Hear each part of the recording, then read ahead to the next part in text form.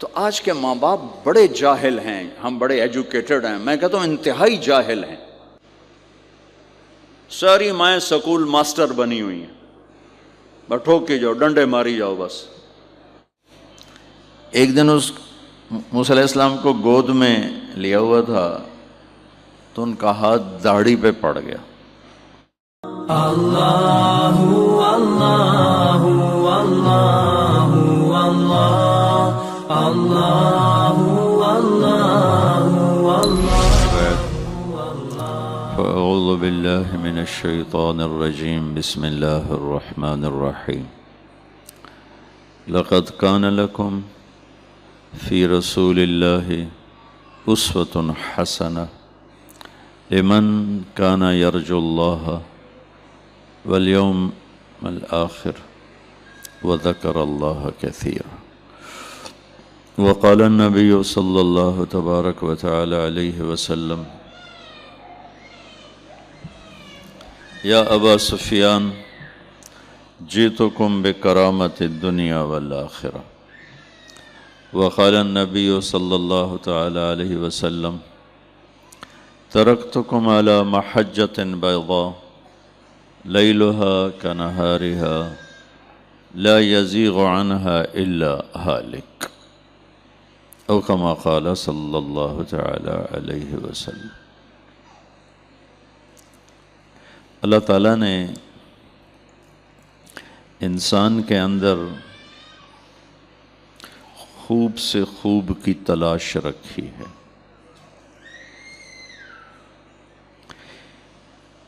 ہر چیز کو بہتر بنانا، خوبصورت بنانا، اس میں آگے سے آگے بڑھنا، یہ انسانی ایک فطرت ہے. اب جانوروں کی، پرندوں کی زندگی دیکھیں. جیسے آج سے 1000 سال پہلے کوا گھونسلہ بناتا تھا، آج بھی وہ ویسا ہی بناتا ہے. جیسے گائے اپنے گوبر پر بیٹھ جاتی ہے، ویسے ہی وہ آج بھی بیٹھتی ہے. جیسے سانپ ایک سوراخ بناتا ہے، بل بناتا ہے، اس میں بیٹھتا ہے، وہ آج بھی ویسا ہی بیٹھتا ہے. انسان کے علاوہ جتنی مخلوق ہے وہ اپنے طرز زندگی میں آج بھی اسی طرح ہے جیسے وہ آج سے 10,000 سال یا 10 لاکھ سال پہلے تھے. اس میں کوئی تبدیلی نہیں آئی. صرف انسان ایک ایسی مخلوق ہے جس کے اندر خوب کی تلاش ہے، بہتر، اس سے بہتر، اس سے بہتر، اور ہر چیز کو خوبصورت بناتا ہے، اور خوبصورتی اس کی کمزوری ہے. انسان حسن پرست ہے، اس کو خوبصورت چیز کھینچتی ہے. آپ چھوٹے بچے کو بھی مسکرا کے دیکھیں تو اس کا چہرہ کھل جاتا کہ آپ نے کو اس خوبصورت انداز دیا، اور اسی کو آپ آنکھیں دکھائیں اور چہرے پہ غصے کے آثار پیدا کریں تو وہ رونے لگ جاتا ہے، حالانکہ اس کو کچھ پتہ نہیں ہے. اتنی چھوٹی عمر سے یہ نیچر بیدار ہو جاتی ہے کہ خوبصورتی کی طرف ہاتھ بڑھتا ہے. جب وہ فرعون نے موسیٰ علیہ السلام آئے نا تابوت میں، تو فرعون نے کہا انہو قاتلی، یہی ہے مجھے قتل کرنے والا. تو آسیہ نے کہا قرۃ عین لی ولک، ایک تو چھوڑ دے، اتنے تم نے مار دیے، ایک تو چھوڑ دے، تیری میری آنکھوں کی ٹھنڈک بنے گا. تو اس کے کہنے پہ چھوڑ دیا. تو ایک دن اس موسیٰ علیہ السلام کو گود میں لیا ہوا تھا تو ان کا ہاتھ داڑھی پہ پڑ گیا. فرعون زور لا بیٹھا، داڑھی نہ چھڑا سکے. اس نے کہا اے ہی میرے مارن والے، انہوں ہنے مارو. اس نے آسیہ نے پھر منت کی، نہیں بچہ ہے. انہوں نے کہا میں اس کا امتحان لیتا ہوں. تو ان کے سامنے سرخ یاقوت رکھا اور سرخ انگارے رکھے کہ اگر تو اس نے یاقوت پہ ہاتھ ڈالا تو یہ وہی ہے جو مجھے مارے گا، انگاروں پہ ہاتھ ڈالا تو چلو پھر بچہ ہی ہے۔ تو موسیٰ علیہ السلام کے سامنے جب دونوں آئے نا تو انہوں نے یاقوت کی طرف ہاتھ بڑھایا، جبریل نے آ کے یوں کر دیا اور انگاروں پہ ہاتھ ڈال دیا، تو انہوں نے ایک انگارہ منہ میں ڈالا تو زبان توتلی ہو گئی، وَلَا يَنْطَلِقُ لِسَانِي، میری زبان میں لکنت ہے۔ یہ انسان کے اندر ایک خوبی ہے، یہ ہر چیز میں خوبصورتی چاہتا ہے۔ اچھا، اس کے پاس یہ علم تو ہے کہ گھر کیسے خوبصورت بنانا ہے، یہ ہال کیسے خوبصورت بنانا ہے، یہ کپڑے کیسے بنانے، یہ چشمہ کیسے بنانا ہے، گھڑی، کروڑوں روپے کی گھڑیاں وجود میں آ گئی ہیں، گاڑی کیسے خوبصورت بنانی ہے، کارپٹ کیسے خوبصورت بنانا ہے، زندگی سے ریلیٹڈ، حتیٰ کہ یہ جو کھانے پر سلاد رکھتے ہیں اس کو کیسے ڈیزائن کرنا ہے، اس پر بھی پی ایچ ڈی ہو رہی ہے اور اس کے بھی ماہر ہیں، اور کمرے میں رنگ کیسا ہونا چاہیے اس کے بھی ماہر ہیں کہ یہ ٹائل یہاں لگاؤ، یہ رنگ یہاں لگاؤ۔ لیکن ایک خلا ہے بڑا زبردست جو یہ نہ اس کے پاس علم ہے نہ ہی اس کو سیکھ سکتا ہے، وہ ہے کہ زندگی کیسے خوبصورت، زندگی بالکل الگ چیز، وہ کیسے خوبصورت، یہ بھی ایک ڈھانچہ ہے جس کے اندر میری زندگی قید ہے، ہم اپنے اپنے قید خانے میں ہیں، ہمیں دیکھنے میں موت خوفناک نظر آتی ہے، ہر مرد عورت کو نظر آتی ہے، لیکن اگر اللہ راضی ہے نا تو اللہ کی قسم موت چھٹی ہے۔ ہفتہ اتوار بچوں کو چھٹی ہوتی ہے، کیسے رات کو مزہ لے رہے ہوتے ہیں، کل چھٹی ہے، کل چھٹی ہے۔ اور میں جب سکول پڑھتا تھا یہاں سینٹرل ماڈل سکول میں تو پڑھائی کا شوق تو تھا نہیں، باپ کا ڈنڈا تھا، بھائی تینوں ڈاکٹر بناونا ہے تے پڑھ۔ تو میری آخری جو ہوتا تھا ہمارا پیریڈ،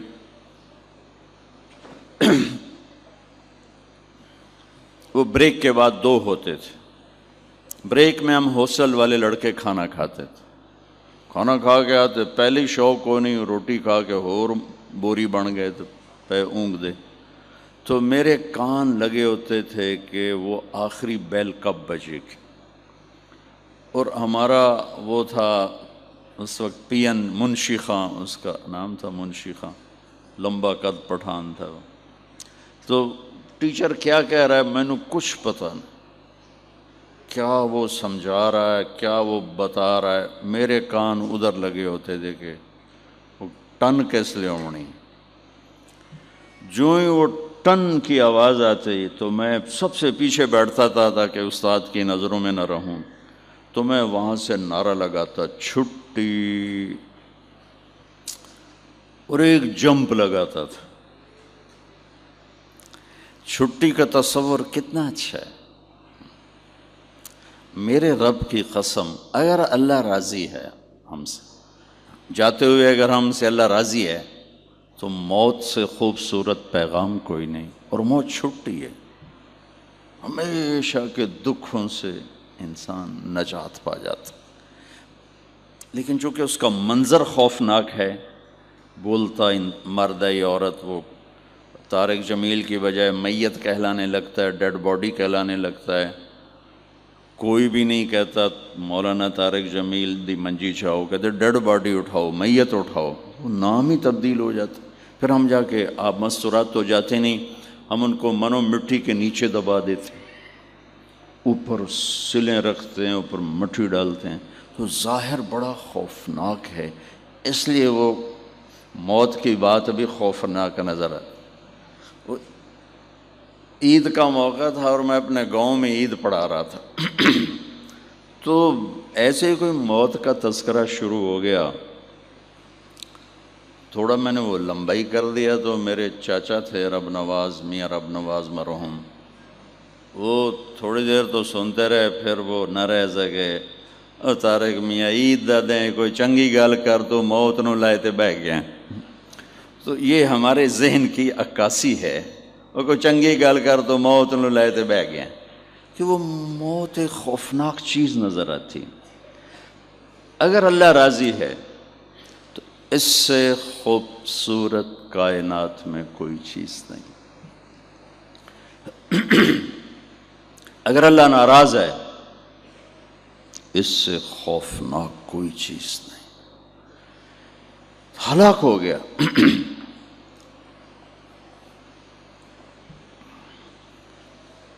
ہم اپنے پنجرے میں بند ہیں، یہ موت ہے کہ تو چھٹی ہو جائے گی، نکل جائیں گے، آزاد ہو جائیں گے، اور ایک لامحدود کائنات کی طرف ہمارا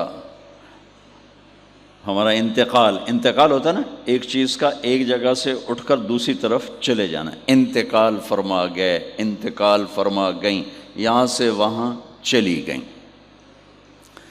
حضرت عمر بن عبدالعزیز کی حکومت 3 بر اعظم پر تھی، 3 بر، اور ان کی عمر تھی 42 سال، 42 جوان، 3 بر اعظم پر سے، لاہور بھی ان کی حکومت کے تابع تھے، تو ان کو زہر دیا گیا تھا، تو طبیب نے ان کو جب چیک کیا کہا امیر المومنین زہر کا علاج ہو سکتا ہے، فرمانے لگے اگر تم کہو نا یہ یہاں ہاتھ لگاؤں گا تو ٹھیک ہو جاؤں گا، تو یہ بھی نہیں کروں گا، میں تمہاری دنیا سے تنگ ہوں، میں اپنے اللہ کی ملاقات چاہتا ہوں۔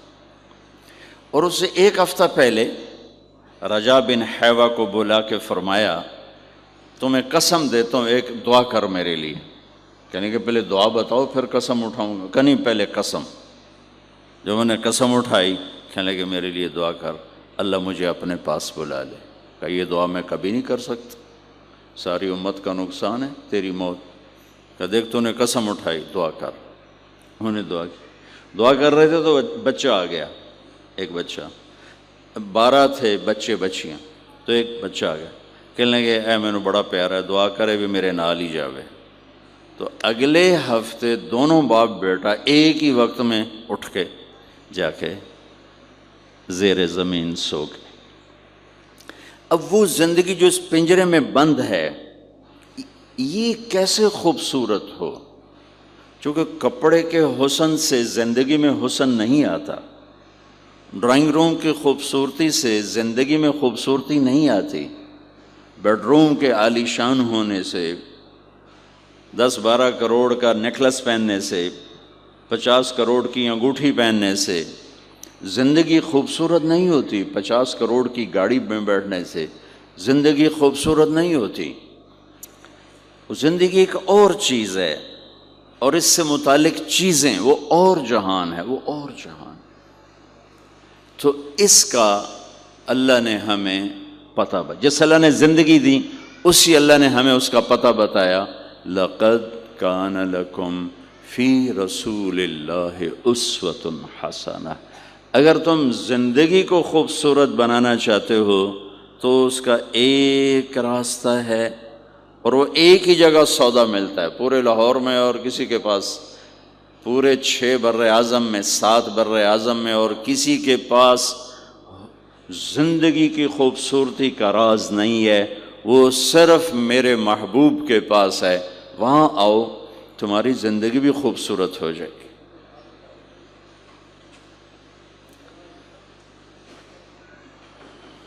سوئٹزرلینڈ میں 2-3 دفعہ گیا ہوں، دنیا کا خوبصورت ترین ملک، اور ایک آدمی غریب نہیں وہاں، ایک آدمی وہاں غریب نہیں، سب خوشحال ہیں، مالدار ہیں، فقیر غریب ایک شخص بھی نہیں۔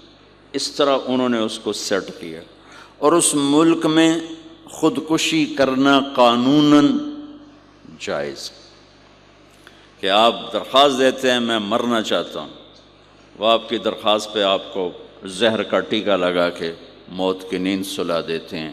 ملک خوبصورت، لوگ خوبصورت، وادیاں خوبصورت، گھر خوبصورت، سواریاں خوبصورت، شہر چمکتے اجلے.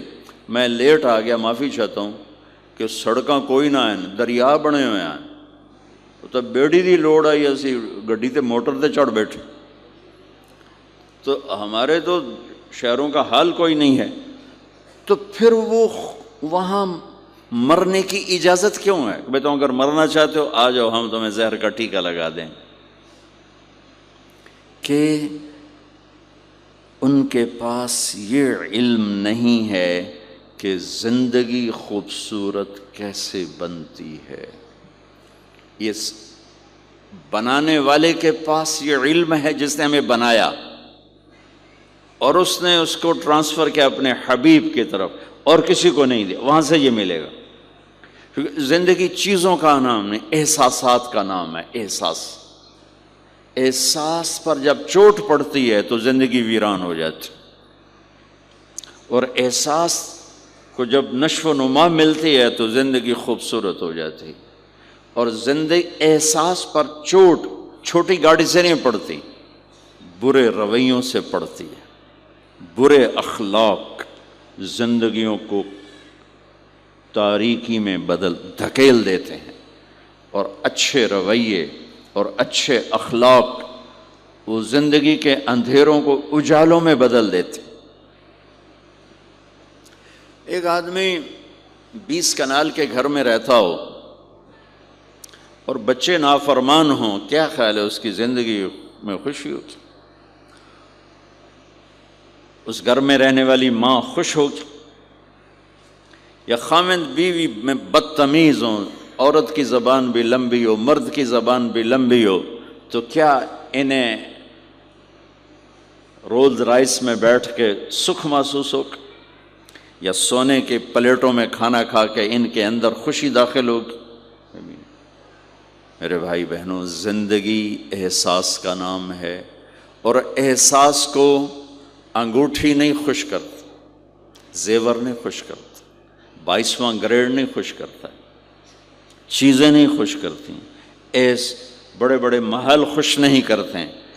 احساس کو خوبصورت اخلاق پانی لگاتے ہیں، اور احساس کو بد اخلاقی آگ لگا دیتے. بھائیوں میں سلوک نہ ہو، خاوند بیوی میں سلوک نہ ہو، اولاد ماں باپ میں سلوک نہ ہو، پڑوسی میں سلوک نہ ہو، تو وہ جنگل بن جاتا.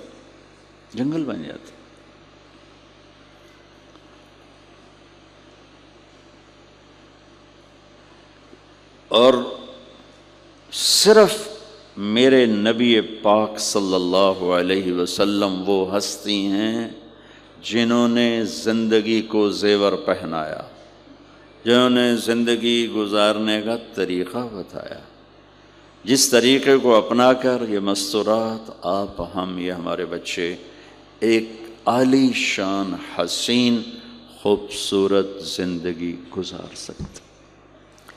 تو ہمارے ذہن میں تھا کہ ہمارے بچے اللہ کرے اپنے نبی کو پہچان لیں، اور ہم بڑے بھی پہچان لیں کہ یہ خیرات وہاں سے ملتی ہے،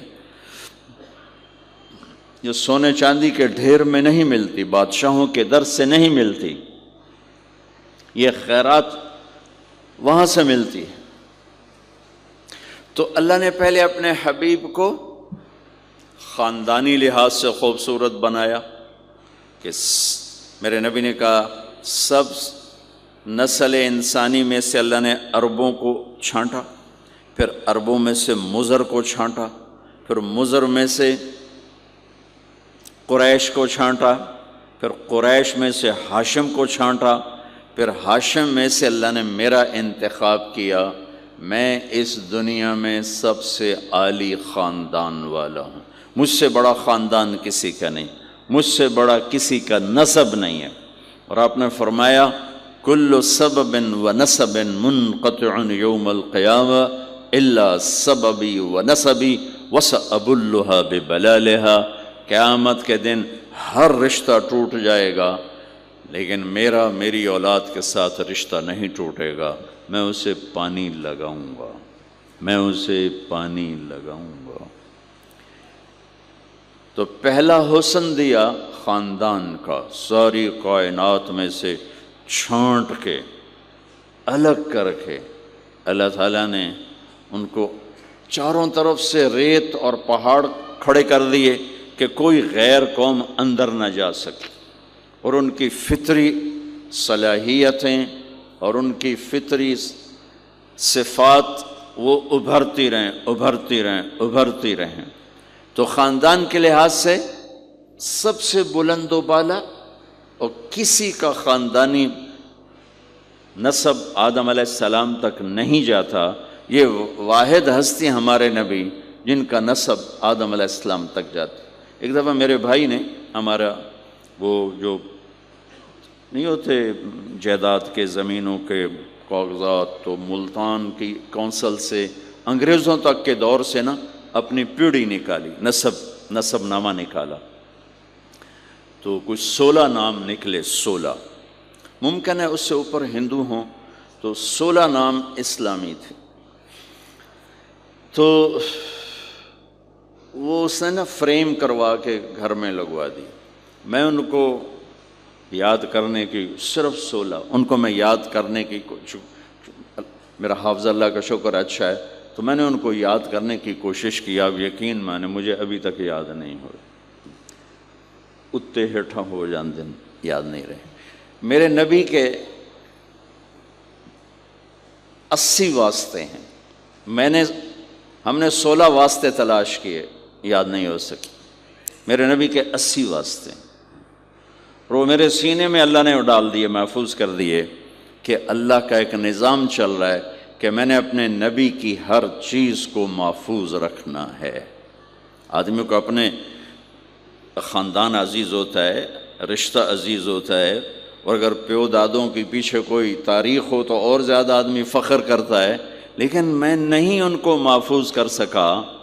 لیکن چونکہ پیچھے یہاں میرے اللہ کا نظام چل رہا ہے، تو اللہ نے اس کو میرے سینے میں بند کر دیا۔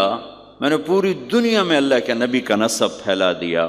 محمد بن عبداللہ بن عبد المطلب بن ہاشم بن عبد مناف بن قصی بن کلاب بن مرہ بن کعب بن لوی بن غالب بن فہر بن مالک بن نضر بن کنانہ بن خزیمہ بن مدرکہ بن الیاس بن مدر بن نزار بن معد بن عدنان بن اود بن حمیسہ بن سلامان بن عوس بن بوز بن قموال بن ابی بن عوام بن ناشد بن حزا بن بلداس بن یدلاف بن طابق بن جاحم بن ناحش بن ماخی بن عیفی بن عبقر بن عبید بن الدعاء بن حمدان بن سنبر بن یثربی بن یحزن بن یلحن بن ارعوہ بن عیذی بن زیشان بن عیسر بن اقناد بن ایہام بن مقصر بن ناحذ بن زارہ بن سمی بن مزی بن عوض بن عرام بن قیدار بن اسماعیل بن ابراہیم بن عادر بن ناحور بن سروج بن رعوب بن فائج بن عابر بن ارفخشاد بن سام بن نوح بن لامک بن متوشالہ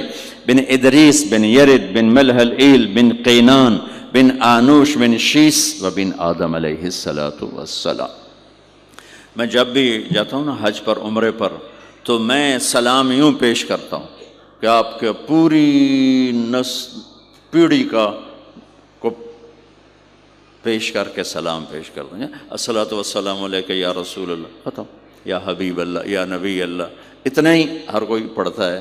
تو مجھے امید ہے کہ شاید اللہ تعالیٰ نے یہ دولت مجھے دی کہ میں پہلا بندہ ہوں، دعویٰ تو نہیں کرتا ہوں، ہو سکتا ہے پہلے بھی لوگ ہوں، تو جس نے اللہ کے نبی کے دربار پہ کھڑے ہو کر یوں عرض کیا۔ اس کے پیچھے بیک گراؤنڈ ہے، جو پنجاب کے دیہاتوں سے تعلق رکھتے ہیں ان کو پتہ ہے کہ زمینداروں کے مراسی ہوتے ہیں، جو ان کے پیو دادے پردادوں کے نام یاد کرتے ہیں، پھر ان کی واللہ جھوٹی تعریفیں کرتے ہیں، جھوٹ، بالکل جھوٹ، پہلا ہی جھوٹ سرداریاں قائم، پہلا جھوٹ، کبھی کسی کی سرداری قائم ہے بھائی؟ ڈیرے آباد، کبھی کسی کے ڈیرے آباد رہے؟ ڈیرے آباد سرداریاں قائم، لیکن اسی پر ہی ہم خوش ہو جاتے، حالانکہ ہمیں پتہ ہے نہ سرداری قائم رہتی ہے نہ ڈیرے آباد رہتے ہیں، لیکن اچھا لگتا. پھر وہ جھوٹی سچی تعریفیں کرتے ہیں، نام یاد کیے ہوتے ہیں. یہ ایک کلچر ہے ہمارے. اب تو خیر زمیندار شہروں میں شفٹ ہو گئے اور خرچے بڑھ گئے، بخل بڑھ گیا، ضرورتیں بڑھ گئیں، سخاوت ہمارے مک گئی، مٹ گئی. تو وہ ایک کلچر تھا، اس سے متاثر ہو کر میں نے جب یاد کیا تو میں روضہ اقدس پر پہلی دفعہ جب سن 2000 کے بعد جو 2000 میں نے یاد کیا تھا، امریکہ کا سفر تھا، میں نے اس سفر میں یہ یاد کیا تھا. ہمارا کوئی 2-2.5 مہینے کا سفر تھا. تو جب اس کے بعد میں آیا تو میں نے کھڑے ہو کر یہ عرض کہ یا رسول اللہ، ہم لوگ نکمے، کمزور، ناقص، ہمارے مراسی ہماری جھوٹی تعریفیں کرتے، ہم خوش ہو جاتے. اللہ کے بعد آپ سے بڑا کوئی نہیں، آپ کے گھر سے بڑا گھر کوئی نہیں. میں آج آپ کا مراسی بن کر آپ کو سلام پیش کرنے آیا اور آپ کے گھر کو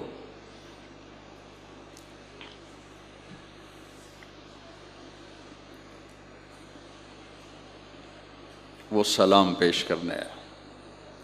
پھر میں نے کہا الصلاۃ والسلام علیک یا رسول اللہ بن عبد اللہ بن عبد المطلب بن ہاشم بن عبد مناف بن قصی بن کلاب بن مرہ بن کعب بن لبی بن غالب بن مالک بن فہر، آخر تک سارا میں نے پڑھا، سارا آخر تک.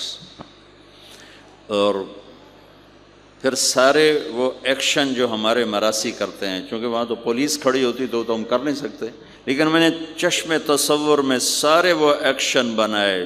سرداریاں قائم دیر آباد، حسن حسین دے دیر آباد، علی جعفر دے دیر آباد، یا رسول اللہ توڑے دیر آباد، وہ سارا میں نے ایکشن. اب میں جب بھی جاتا ہوں اسی طرح سلام پڑھتا ہوں.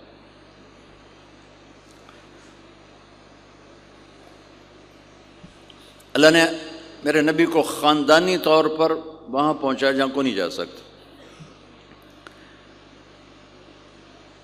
پھر آپ کی ذات کو اتنا حسن بخشا. ایک آدمی بات حسن کی کرے، آپ کالا کلوٹا بیٹھا ہوئے تو گل جڑ دی کوئی. تو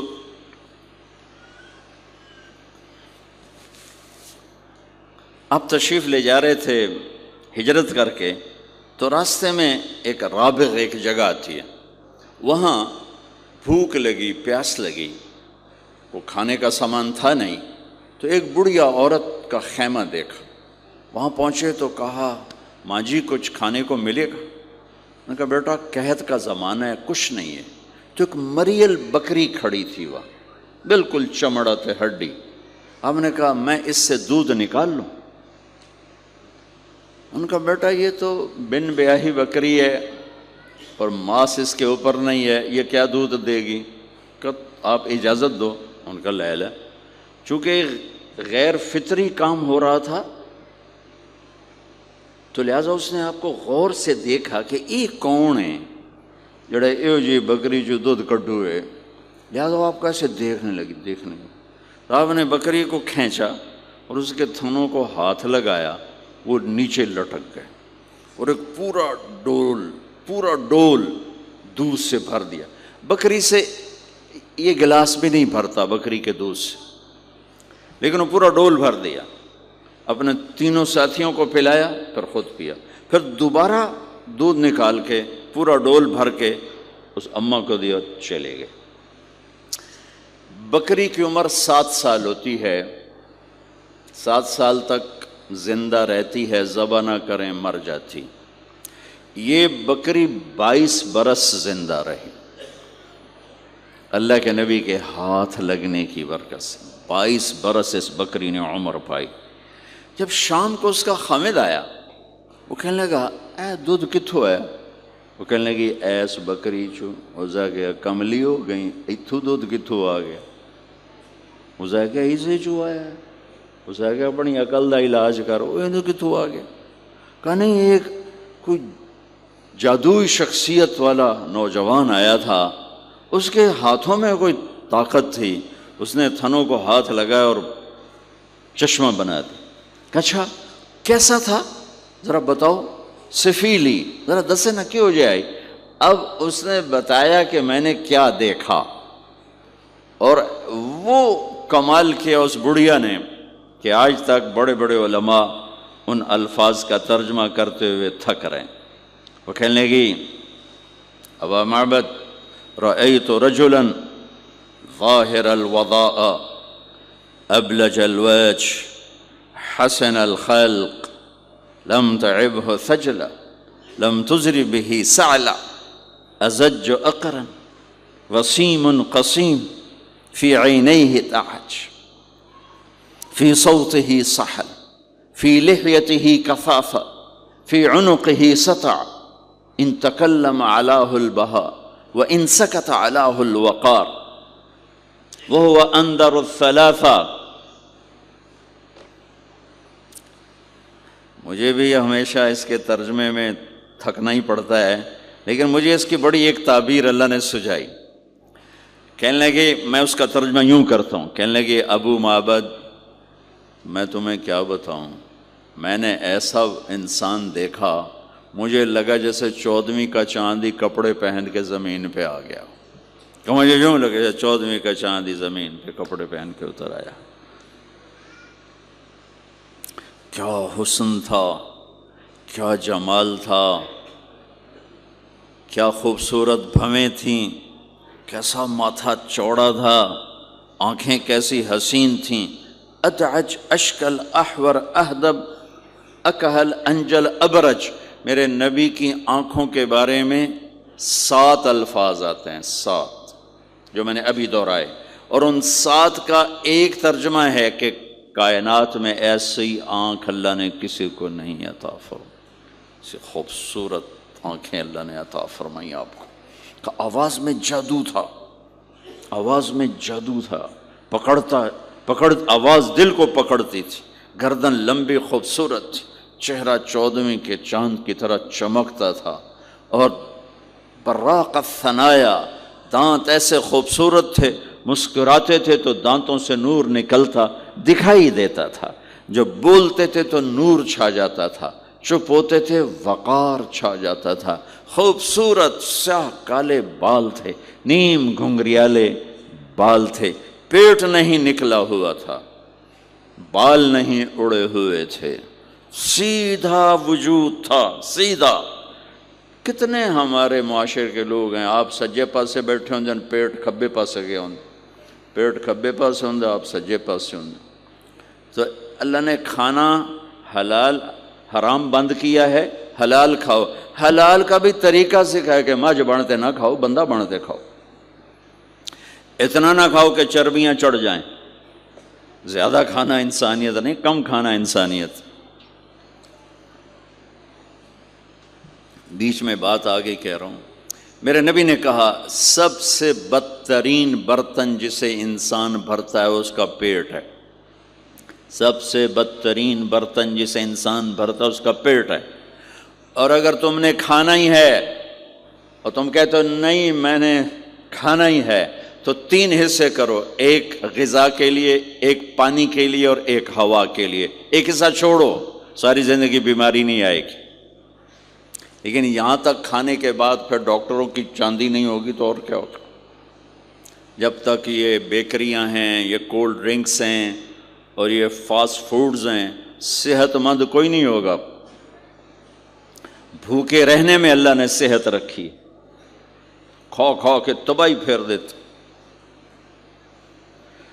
میٹھا کھانے سے شوگر نہیں ہو رہی، زیادہ کھانے سے شوگر ہو رہی، دبا کے کھانے سے شوگر ہو رہی۔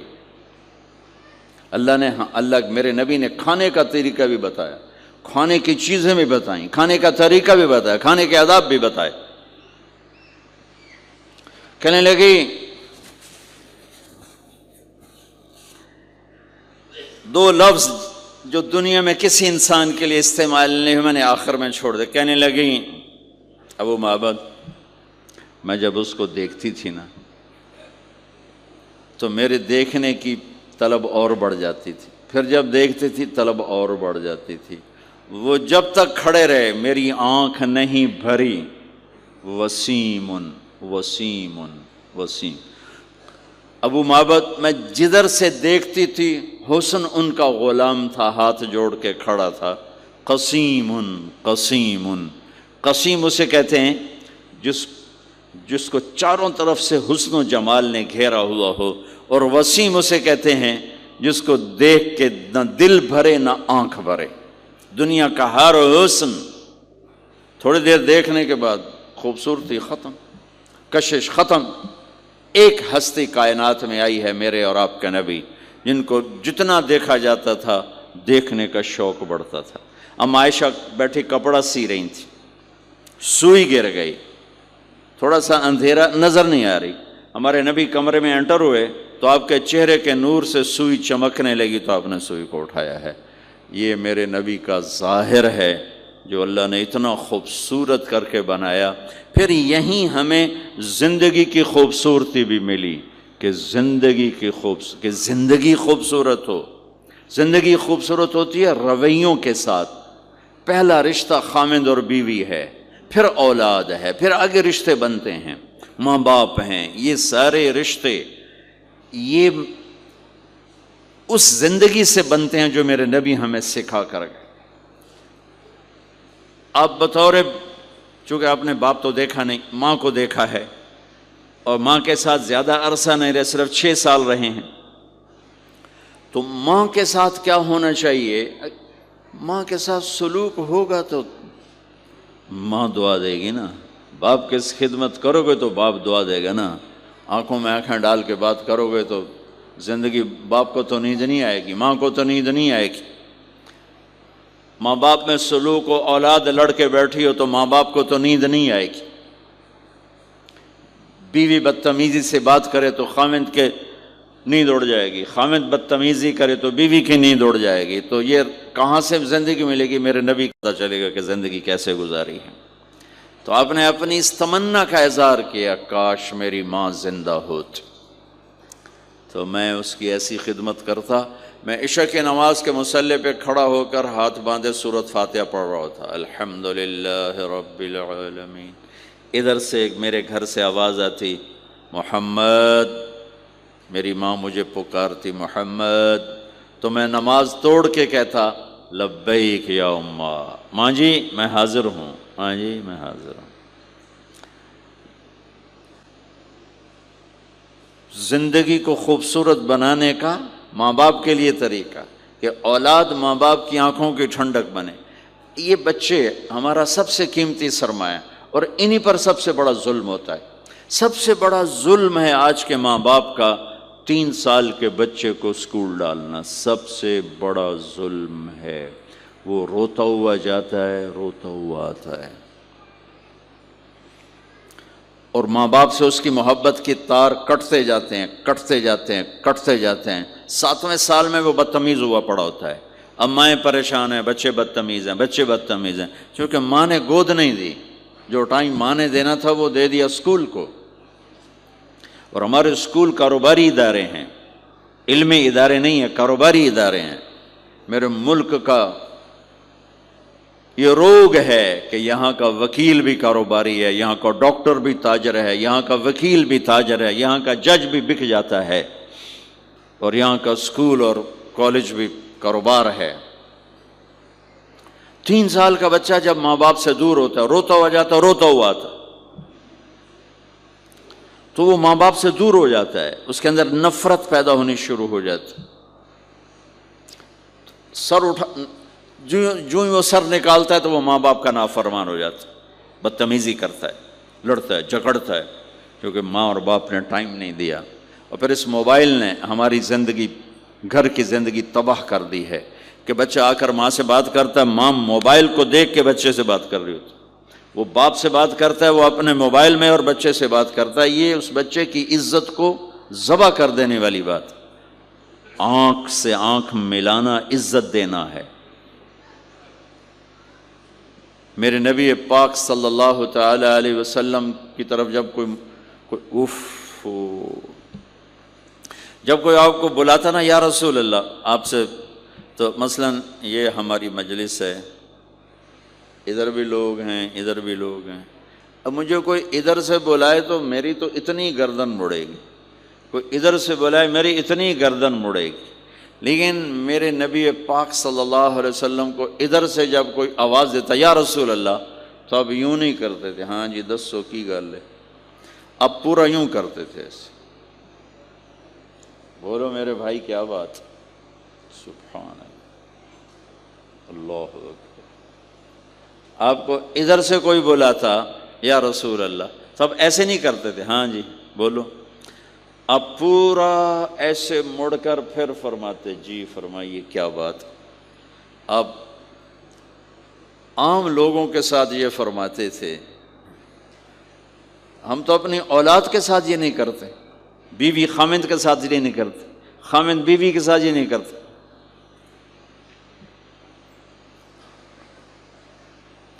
تو وہ ایک گیپ پیدا ہو جاتا ہے، ایک فاصلہ پیدا ہو جاتا ہے۔ تو میرے نبی نے بتایا کہ ماں باپ کے ساتھ کیا کرنا ہے، کہ میری ماں ہوتی تو میں نماز ہی توڑ دیتا اس کے لیے۔ حج کا سفر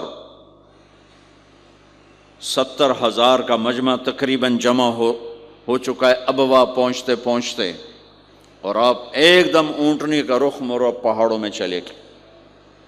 میری زندگی سفروں میں گزری ہے، ان میں خوبصورت ترین سفر میرا وہ ہے جو میں نے حضرت اماں آمنہ کی قبر پہ حاضری دی، پہاڑوں کے اندر۔ آپ اندر تشریف لے گئے،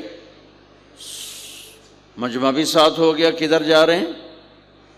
اونٹنی کو بٹھایا، پہاڑ ہے کوئی 40-50 فٹ اونچا، اس کے اوپر قدرتی ایسے ایک پلین بنا ہوا ہے جیسے اللہ نے پہلے سے سنبھال کے رکھا ہوا تھا۔ اب تو انہوں نے قبر کا نشان مٹا دیا ہے۔ تو ماں کی قبر کے سرہانے تشریف لے گئے اور گھٹنے اٹھائے، ہاتھ یہاں رکھے اور سر گھٹنوں میں دیا ایسے۔ یہ پوزیشن ہے چھوٹے بچے کے رونے کی، جب وہ رونا چاہتا ہے تو پھر اپنے پاؤں اٹھا کر یوں کر دیتے۔ پھر اس کے بعد آپ ایک معصوم بچے کی طرح روئے، اور اتنا روئے کہ آپ کی ساری داڑھی آنسوں سے تر ہو گیا، آپ کا احرام تر ہو گیا، اور اپریل کی دھوپ تھی۔ اور آپ نے فرمایا میں آج رات یہیں قیام کروں گا۔ میں وہاں گیا ہوں، وہاں 2 آدمی نہیں ٹھہر سکتے، میرے نبی نے کہا میں یہیں ٹھہروں گا۔ آگے کوئی 6-7 میل دور انتظام تھا حاجیوں کے اس قافلے کے ٹھہرنے کا، کچھ لوگ چلے گئے ہوں گے، لیکن آپ نے وہ رات اپنی ماں کے سرہانے گزاری۔ اور میں جب وہاں پہنچا تو مجھے چونکہ سیرت پڑھی تھی تو مجھے چشم تصور میں وہ نظر آ رہا تھا، حضرت آمنہ کی عمر صرف 25 برس تھی، اور ہارٹ اٹیک ہوا اچانک،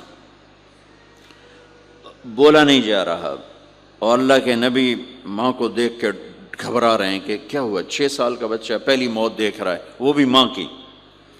تو مجھے ہارٹ اٹیک ہوا تو بولا نہیں جاتا، بلا رہے ہیں بولا نہیں جا رہا، آواز نہیں نکل رہی، تو بلا رہے ہیں ایمن بھی ساتھ ہے، آواز نہیں نکل رہی، لیکن بجھنے سے پہلے شمع کے جو بھڑکتی ہے 2 لفظ بولے، کل حی میت و کل جدید بال وقد ولدت طہرا۔ میرے بچے، ہر جوانی ڈھلتی ہے اور ہر زندگی موت کا نوالا بنتی ہے، مجھے لگتا ہے میرا وقت آ گیا ہے، لیکن میں ایک ایسے بچے کو چھوڑ کے جا رہی ہوں جو ساری دنیا کو پاک کر دے گا، پاکیزہ چھوڑ کے جا رہے ہیں۔ تو پتھروں میں ہی دبایا، کوئی کھودنے کا تو انتظام ہی نہیں تھا۔ تو جب پہاڑ سے نیچے اترے تو اللہ کے نبی نے ایک دم ہاتھ چھڑایا، دوڑ لگائی اور پھر پہاڑ پہ چڑھ گئے۔ تو ایمن آپ کی ماں ہیں، دودھ پلا، 8 عورتوں نے میرے نبی کو دودھ پلا، ان میں ایمن بھی۔ وہ جب پیچھے گئیں تو ایسا منظر تھا جس کو دیکھ کر شاید زمین بھی رو رہی ہوگی اور آسمان بھی اور ابوا کے پہاڑ بھی۔ آپ ماں کی قبر پر ایسے لپٹے ہوئے اپنے سینے کو پتھروں کے ساتھ اور یوں دونوں ہاتھوں سے پتھر لیے ہوئے تھے۔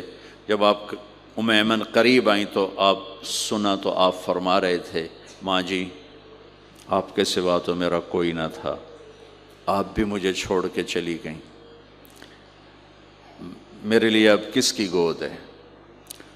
تو امیمہ رضی اللہ عنہ نے اٹھانا چاہ کے بیٹا اٹھو، تو آپ نے انکار کر دیا، تو امیہ نے کھینچ کے نیچے لائیں اور زبردستی لائیں اور اونٹنی پر بٹھایا، اور آگے 2 راتوں کا سفر تھا، وہ سب میرے نبی کے خاموش آنسوؤں سے آپ کا گریبان تر ہوتا گیا، اور آگے نہ کوئی خالہ ہے، نہ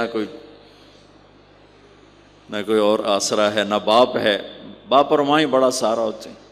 دادا نے کفالت میں لیا 8 سال کی عمر میں، ان کا بھی اللہ نے ان کو بھی اپنے پاس بلا لیا۔ تو وہ سارا منظر میرے سامنے گھوم رہا تھا، اوپر سے سورج ڈوبنے والا تھا، تو وہ عجیب کیفیات تھے، وہ میں بیان نہیں کر سکتا ہوں کہ اللہ کی قسم اگر آپ اور میں زندگی کو خوبصورت بنانا چاہتے ہیں تو اپنے نبی کی زندگی کو سیکھنا ہوگا، ان بچوں کو سکھانا ہوگا۔ ہم نے کوئی کاروباری کام نہیں کیا ہے کہ ہم سے کوئی کاروبار کر رہے ہیں، کوئی پیسہ کما رہے ہیں، حاشا وکلا حاشا وکلا۔ ہماری یہ نسل ان کے ساتھ کاروبار کر رہا ہوں کہ یہ پروان چڑھیں اپنے نبی کی محبت کے ساتھ، یہ پروان چڑھیں اپنے حبیب کے نقش قدم پر چلنے کے ساتھ۔ ان کے اندر اللہ اس کے نبی کی محبت ہر بچے بچی کے اندر اللہ نے اپنے اور اپنے حبیب کی چپ ڈال دی، اس کو نکالا نہیں جا سکتا۔ میں اس کو ایکٹیویٹ کرنا چاہتا ہوں کہ اللہ کرے ان کے جذبے اللہ کے نبی کے ساتھ جڑ جائیں، پھر ماننا آسان ہو جاتا، پھر اطاعت آسان ہو جاتی۔ جب محبت نہیں ہوتی تو اطاعت نہیں آتی۔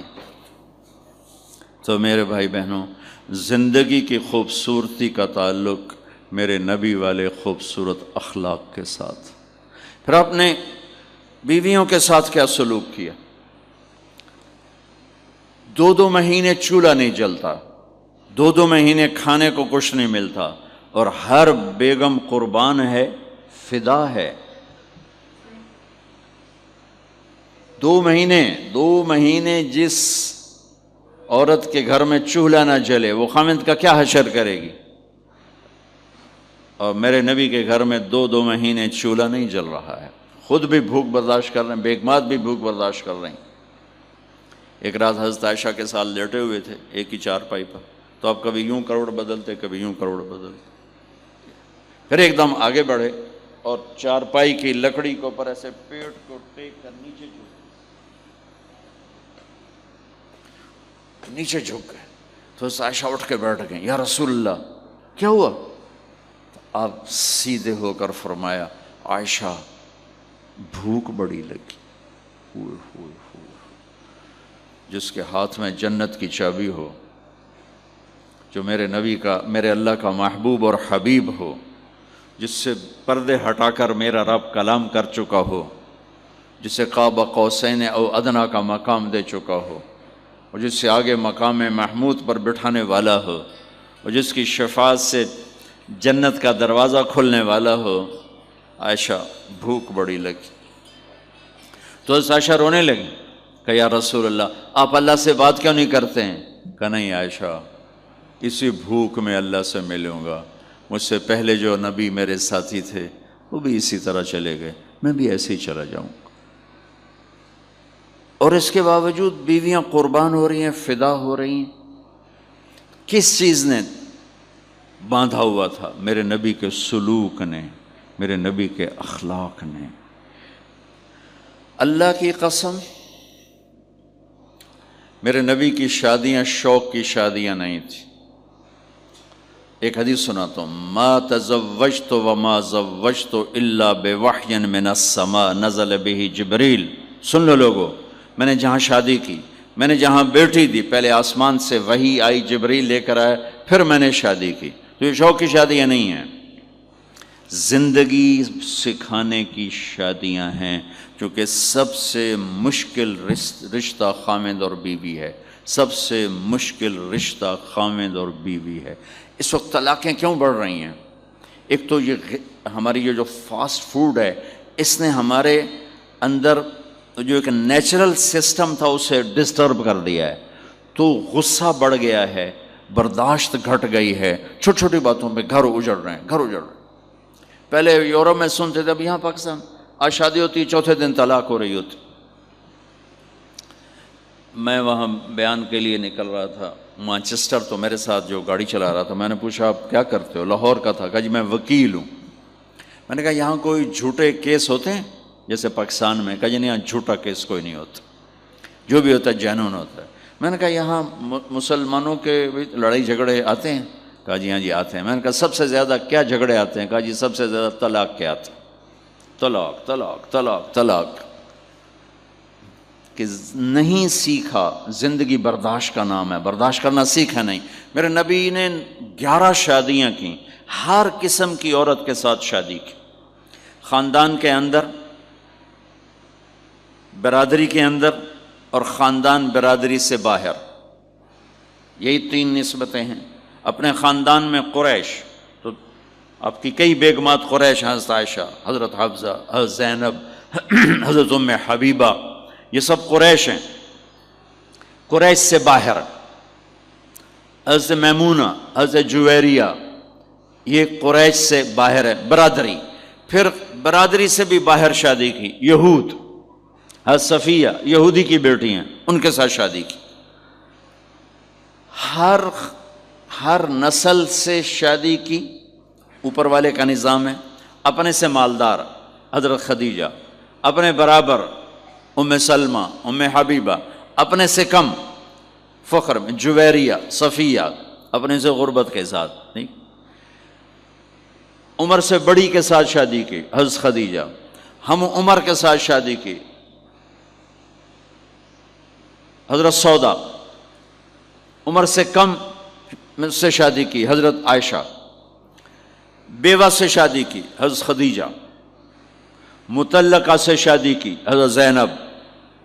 کماری سے شادی کی، حضرت عائشہ۔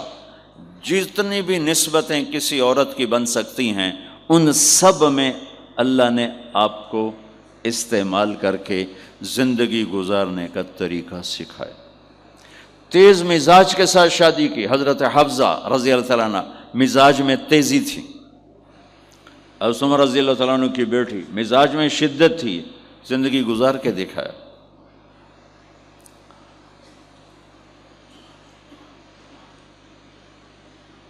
ایک آپ کو حدیث سناتا ہوں، اللہ کی قسم صرف ہمیں سکھانے کے لیے۔ جس ہستی نے اللہ کو آنکھوں سے دیکھ لیا ہو، اس کے لیے عورت کیا چیز ہے، دنیا کیا چیز ہے۔ میرے نبی کا معراج کے بعد دنیا میں واپس آنا سب سے بڑا مجاہدہ اور قربانی ہے۔ جنت میں اللہ ہمیں نصیب کر، جب اللہ کا دیدار ہوگا تو اس کے بعد اللہ کی قسم جنت والوں کو جنت بھول جائے، عورتوں کو خامد بھول جائیں گے، خامدوں کو بیویاں بھول جائیں گی، اور جنت کی ہر نعمت بھول جائے گی، صرف اللہ کو دیکھنے میں گم ہو جائیں گے۔ اور میرے نبی اپنی آنکھوں سے اللہ کو دیکھ کر آئے ہیں، ٹھیک ہو گیا۔ اب ایک حدیث سنو، عائشہ مجھے جب سے پتہ چلا ہے نا کہ تو جنت میں میری بیوی ہے، تو میرے لیے تو مرنا ہی آسان ہو گیا ہے۔ اللہ اکبر۔ یا عائش انہ لیہون علی ان اریتک زوجتی فی الجنہ۔ میرے رب کی قسم، ہمیں آپ کو سمجھانے کے لیے، ہمیں آپ کو بتانے، عائشہ مجھے جب سے پتہ چلا ہے نا کہ تو جنت میں میری بیوی ہے، مجھے تو مرنا اچھا لگنے لگا ہے، مجھے تو مرنا اچھا لگنے لگا ہے کہ تو جنت میں میری بیوی ہے۔ سبحان اللہ۔ ادھر اچھا جی جنت یہی لبنی ہے جی، یہ جنت جا کے بھی یہ نالی رانا ہے، یہاں یہ باتیں سننے کو ملتی۔ اور میرا نبی کہہ رہا ہے عائشہ مجھے پتہ چلا ہے کہ تو جنت میں میری بیوی ہے، تو میرے لیے تو مرنا ہی آسان ہو گیا۔ سبحان اللہ، کیا خوبصورت، اللہ کی قسم یہ دلداری تھی۔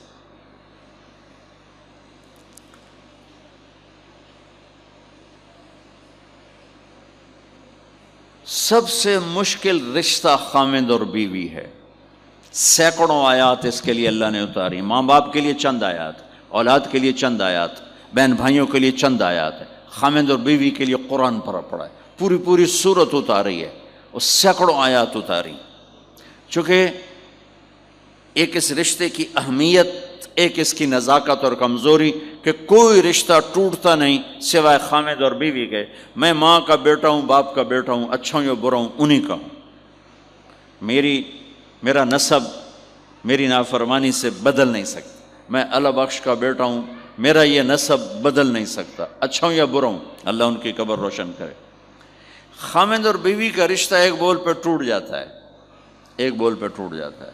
اس لیے اس کو بچانے کے لیے آیات آیات آیات. اور میرے نبی کی شادیاں کہ کس طرح ایک گھر کو لے کے چلتے ہیں، کس طرح ہر مزاج کی عورت کے ساتھ سلوک کرتے ہیں. جہاد کا سفر، کاروباری سفر نہیں میرے نبی کا. اور چلنے لگے، اعلان ہوا کوچ کرو. سب نے سواریاں کس لیں، سامان کس لیا، یوں چلنے کا حکم ہو رہا ہے. اور حضرت عائشہ رضی اللہ نے اپنا یوں دیکھا، اونٹنی پہ بیٹھ گئی تھیں. ہار کوئی نہیں. یا رسول اللہ میرا تو ہار کوئی نہیں، میرا ہار گم ہو گیا ہے، میرا ہار تلاش کریں، ہم پھر چلیں گے. تو میرے نبی کہتے تو وڈی آئی نواب زادی، میں جہاد تے پہ جانا، تینوں ہار دی پائے گی، چل اگو لگ. میرے نبی نے کہا چلو بھائی عائشہ کا ہار تلاش کرو. اللہ کی قسم میں جب یہ واقعات پڑھتا ہوں یا سناتا ہوں میں خود حیرت میں ڈوبا ہوتا ہوں کہ کیا کر دیا میرے نبی نے. جہاد کا سفر، اور میرے نبی کا ہار تلاش کرو بھائی. اب سارے ہار تلاش کر رہے ہیں. اس دن چھپ گیا، ہار کی تلاش تو بند ہو گئی اور سفر بھی بند، چونکہ اندھیرے میں کہاں جائیں گے. اور آپ کے ماتھے پہ شکن، عائشہ تیری وجہ سے ساری مصیبت ہے. اللہ دے بندی تو ہار دے مگر پہ گئی، کیڑی گل ہے ہار دی. ایک لفظ نہیں فرمایا. سارے قافلے نے قیام کیا. عشاء تک تو پانی تھا، وضو کا پانی ختم ہو گیا. عشاء مغرب عشاء پڑی اکٹھی تو پانی ختم ہو گیا. اب پانی ختم ہو گیا تو فجر کی نماز آ رہی ہے، پانی کوئی نہیں ہے. تو سارے صحابہ نے ابو بکر پہ چڑھائی کی. ویکھے تیری دھی دے مگر ساڑے نال کی بنی، ہوں اسی نماز کی میں پڑھنی ہے، پانی تو ہے نہیں تو وضو کی میں کرنا ہے. اب ابو بکر کو غصہ چڑھا. ایک دم، وہ تو باپ تھے، وہ گھس گئے خیمے میں. آگے دیکھا تو اللہ کے نبی اما عائشہ کی گود میں سر رکھ کے سوئے ہوئے تھے، اور اماں جی ایسے بیٹھی تھیں، آپ کو سارا دیکھ رہی ہوں. اب بولیں تو خطرہ ہے آنکھ کھل جائے گی، اور غصہ بھی چڑھا ہوا ہے، باپ بھی ہیں، تو اب مجھے دیکھو کیا کر رہے تھے.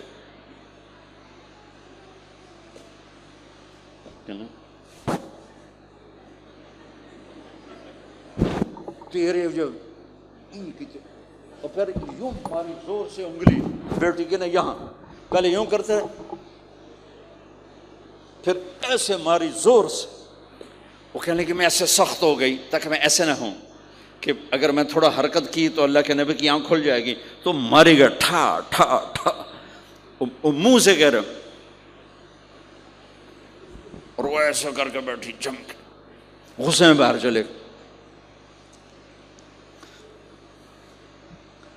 اب آپ کی آنکھ کھلی فجر پر تو عائشہ نے کہا یا رسول اللہ وہ تو باہر تو بڑا مسئلہ ہو گیا ہے، پانی کوئی نہیں ہے اور نماز کا وقت ہو گیا ہے، وضو کیسے کریں. سبحان اللہ. اللہ نے قانون بدل دیا. دنیا میں پہلی دفعہ ہونے لگا ہے. 1,24,000 نبی آئے، پانی نہ علی وضو ہو سکتا ہے، اس کے علاوہ نہیں ہو سکتا. میرے اللہ نے قرآن اتارا فَإِن لَّمْ تَجِدُوا مَاءً فَتَيَمَّمُوا صَعِيدًا طَيِّبًا فَامْسَحُوا بِوُجُوهِكُمْ وَأَيْدِيكُمْ مِنْهُ.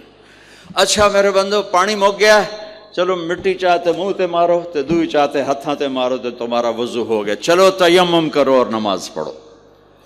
اب وہ جو سارے ابو بکر پہ غصے ہو رہے تھے نا، اما عائشہ کہنے لگے واہ ابو بکر بھائی تیرے تو فعل کی کم بن گیا، تیری دھی دے تو فعل کی کم بن گیا. تو اسید بن حزیر پہلے ذرا زیادہ گرم ہوئے تھے. تو وہی ابو بکر تیرے گھر کی یہ پہلی برکت نہیں ہے، پہلے بھی بہت شمار برکتیں تیرے گھر کی طفیل امت کو ملی ہیں. تو اللہ نے تیمم کی آیت اتار دی. حضرت عائشہ کو ڈانٹ پلانے کی آیت نہیں آئی کہ میرے نبی تیری بیگم کے ہار کی وجہ سے میرے دین کا کام رک گیا اور میرے بندوں کی نماز خراب ہو گئی اور ان کو پانی سے محروم ہونا پڑا. میں قربان جاؤں اپنے رب پر، اپنے حبیب پر، اس ماں عائشہ پر. دنیا کی واحد عورت ہے جس کے سینے پر سر رکھ کر کسی نبی نے جان دی ہو. 1,24,000 نبیوں میں سے کوئی نہیں ہے جس کا سر بیگم کے سینے اور ٹھوڑی کے درمیان ہو اور اس کی جان اللہ نے نکالی ہو. واحد میرے آپ کے مات فی سحری و نحری، سحری و نحری، سحری و، کہ میرے چونکہ آپ ایسے بیٹھے تھی اور حبیب پاک آپ کے سینے پر یوں دراز تھے، نیم دراز اس طرح سے، اور آپ کا سر مبارک ٹھوڑی کے ساتھ لگ رہا تھا، ٹھوڑی کے ساتھ یہ جگہ یہاں لگ رہی تھی اور باقی یہاں تھی، آپ اس طرح. اور واحد خاتون ہے جن کا حجرہ کسی نبی کی آرام گاہ بنا، ابدی آرام گاہ بنا. واحد اماں عائشہ ہیں جن کے حجرے کو اللہ نے کسی نبی کے آرام گاہ بنایا.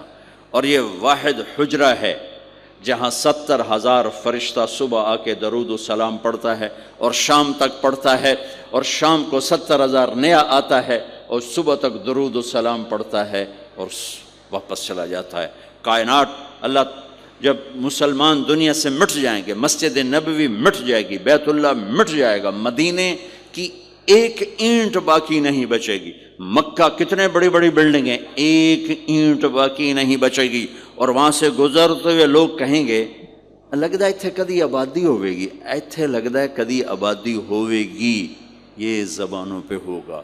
جب سارے نشان مٹ جائیں گے اس وقت بھی 70,000 فرشتہ آ کے درود و سلام صبح سے شام تک پڑھے گا اور شام سے صبح تک پڑھے گا. یہ واحد میں خاتون ہیں عائشہ بنت ابی بکر جن کو اللہ نے یہ عزت بخشی. اور یہ واحد خاتون ہیں جب ان کے اوپر تہمت لگی، حضرت یوسف علیہ السلام پہ تہمت لگی تو بچے نے گواہی دی، حضرت مریم پہ تہمت لگی بیٹے نے گواہی دی، اور اماں عائشہ پہ تہمت لگی تو اللہ نے گواہی دی کہ میں گواہ ہوں. اللہ گواہ بن کے آئے ہیں. تو اللہ نے کہا تیمم کرو بھائی. سارے خوش ہو گئے، سارے خوش ہو گئے. تو حضرت عائشہ نے کہا یا رسول اللہ اب میرا ہار چھوڑ دیں، اب چلیں. تب آپ نے کہا چلو بھائی کوچ کرو.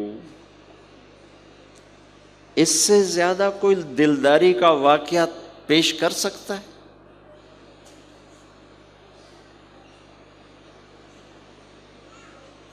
سبحان اللہ.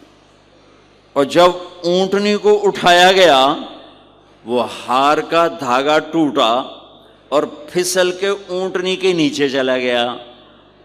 وہ سارے کھبے سجے ویندے رہ گئے، ہار نیچے پڑا تھا. جب اونٹنی کو اٹھایا تو ہار نیچے سے نکلا تو صاحب نے کہا لے بھی عائشہ اے تیرا ہار بھی لب گیا. یہ دلداری ہے میرے نبی کی، یہ ہمیں سکھایا.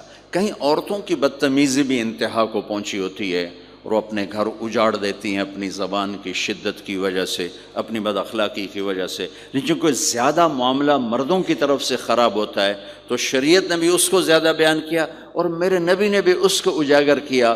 اور میرے نبی کی آخری تقریر، آخری خطبہ حجۃ الوداع کا صرف ایک رشتے کو بیان کیا، صرف ایک رشتے کو بیان. ہم کتنے رشتوں میں جکڑے ہوئے ہیں، ماں باپ، بہن بھائی، چاچا تایا، خالہ خالو، دادا دادی، نانا نانی، ساس بہو، کتنے ہم رشتوں میں جکڑے ہوئے ہیں. میرے نبی نے صرف ایک رشتے کا حق بیان کیا، استوصوا بالنساء خیرا.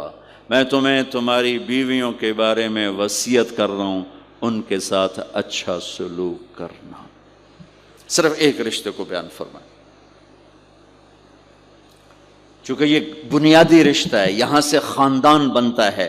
جب یہ ٹوٹ جاتا ہے اور ہمارا جوائنٹ فیملی سسٹم ہے تو کہیں ساس توڑ رہی ہے، کہیں سسر توڑ رہا ہے، کہیں نندیں توڑ رہی ہیں، کہیں خود خامد اپنی بے وقوفی کی وجہ سے توڑ رہا ہے، کہیں بیوی اپنی حماقت کی وجہ سے اس رشتے کو توڑ رہی ہے. ایک عورت آئی، ایک لڑکی آئی، یا رسول اللہ میری شادی ہونے لگی، میرے خامند کا کیا حق ہے میرے اوپر؟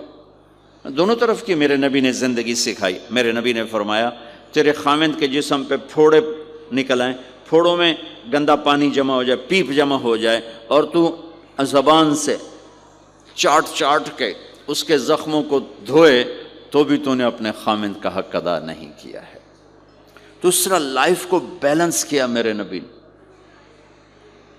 کہ ایک گھر کیسے چلتا ہے اور کس طرح خوبصورت بنتا ہے، وہ میرے نبی کے اخلاق ہیں۔ آپ سب سے ایک بات کرتا ہوں، برداشت کرنا سیکھ لیں، زندگی خوبصورت ہو جائے۔ صرف سارے اخلاق کو میں جمع کروں ایک لفظ میں، برداشت، اور اس کو شریعت میں صبر۔ صبر کرنا سیکھ لیں، زندگی خوبصورت ہو جائے گی۔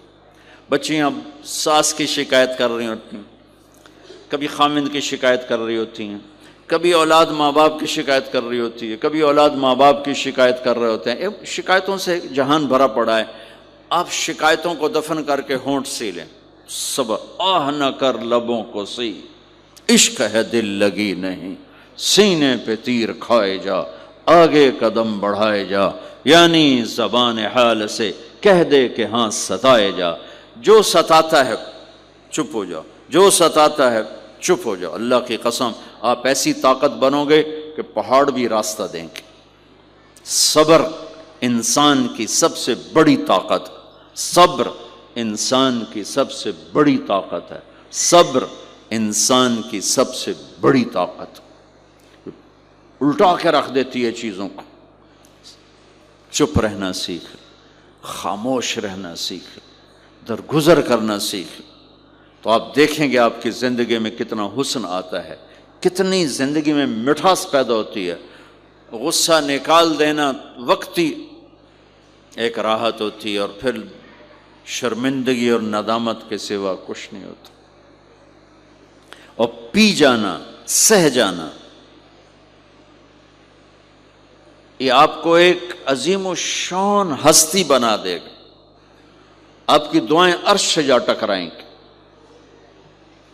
چپ رہنا ان بچوں کو سکھائیں، خاص طور پر اپنی بیٹیوں کو چپ رہنا سکھائیں کہ میں دکھ سے کہتا ہوں میرے دیس کا سسرالی معاشرہ ظالم ہے، ظالم ہے، ظالم ہے۔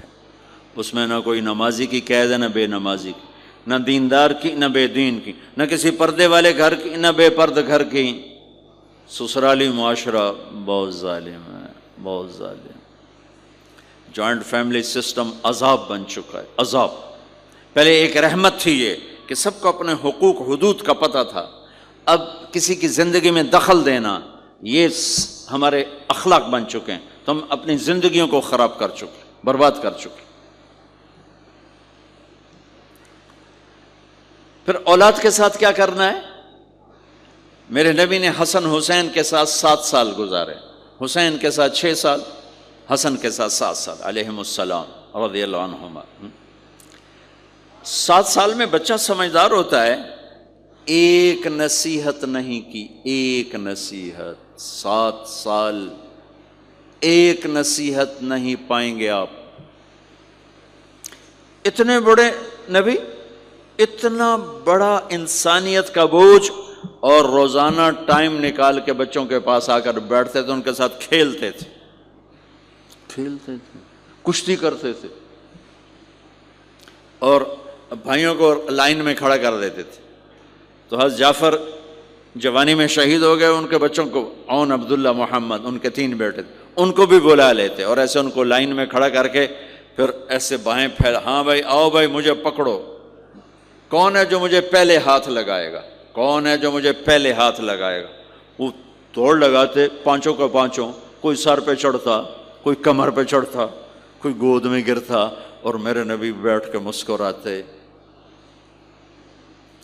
ایک مجھے بات یاد ہے، صرف ایک ہی یاد کہ حضرت امام حسن رضی اللہ تعالیٰ عنہ علیہ السلام، انہوں نے صدقے کی کھجور اٹھائی اور منہ میں ڈال لی، صدقے کا آیا تھا مال، تو ایک کھجور اٹھا کے منہ میں، تو ہم کہا بخ بخ بخ، تو آپ نے منہ میں نا انگلی ڈال کے کھجور نکال لی کہ بیٹا ہمارے گھر پہ صدقہ جائز نہیں ہے، اس کو پھینک دو۔ بس یہ ایک بات مجھے اپنے نبی کی زندگی میں ملتی ہے، ٹائم دیا، محبت دی۔ کمال کی بات ہے نہیں، اتنی بڑی ہستی ہو اور بچوں کے لیے گھوڑا بنے کھڑے، آؤ بھائی آؤ بھائی، دونوں ہاتھ بھی ٹیک دیے، گھٹنے بھی ٹیک دے، آؤ بھائی میری کمر پہ چڑھ جاؤ۔ ان کو کمر پہ چڑھایا اور پورے کمرے میں چکر لگا رہے ہیں، چکر لگا رہے ہیں، اور پھر ان سے کہہ رہے ہیں تمہارا اونٹ کیسا؟ اونٹ متیا سواری کو کہتے ہیں، لیکن عام طور پر متیا عربی میں اونٹ کے لیے بولا جاتا۔ تو پوچھتے بچوں تمہاری سواری کیسی ہے؟ پھر دونوں بھائیوں کو اتار دیتے اور نواسی حضرت زینب ان کو اٹھاتے اور اپنی کمر پہ بٹھا کر کمرے میں چکر لگا رہے ہیں، چکر لگا رہے ہیں، چکر لگا رہے ہیں۔ یہ مائیں روز ٹھوکی کھلوتے، ایدو تھپڑ ایدو تھپڑ ایدو تھپڑ ایدو تھپڑ۔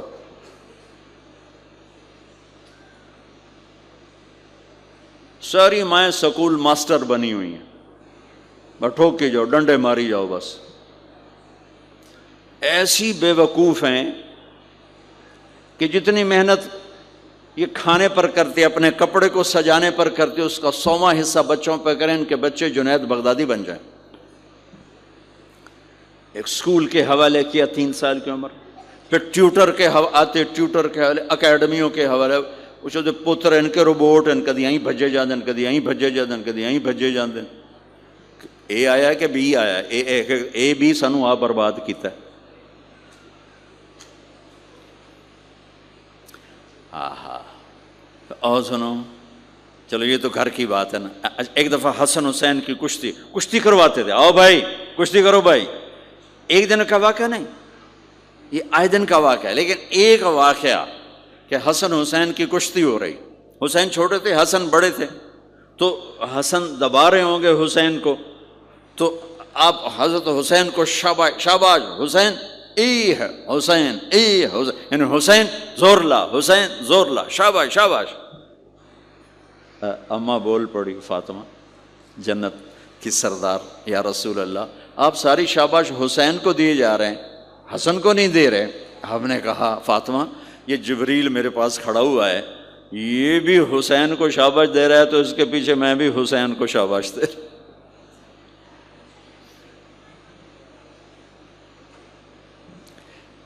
اس سے اور عجیب سنو،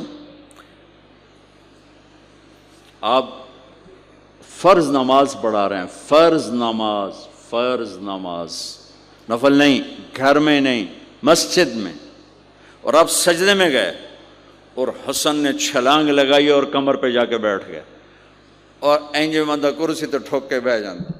میرے نبی نے سجدہ لمبا کر دیا، اتنا لمبا کیا کہ ان سجدے میں پڑے لوگ سوچنے لگے کہ کہیں اللہ کا نبی فوت تو نہیں ہو گیا۔ تو جو سامنے والی صف تھی انہوں نے یوں کر کے دیکھا، بھی چکر کیوں، پچھلوں کو تو نظر نہیں آنا، انہوں نے اینج کر کے دیکھا تو دیکھا تو حسن سجدے اوپر چڑھے ہوئے۔ تو ایک صحابی جو قریب تھے انہوں نے ایسے ہاتھ آگے بڑھایا اتارنے کے لیے، تو میرے نبی نے بغلوں سے دیکھا کہ ایک ہاتھ آگے آ رہا ہے، تو آپ نے سجدے میں یوں کیا، میرے بچے کو کچھ نہ کہو، جب تک حسن نہیں اترے آپ سجدے میں پڑے رہے۔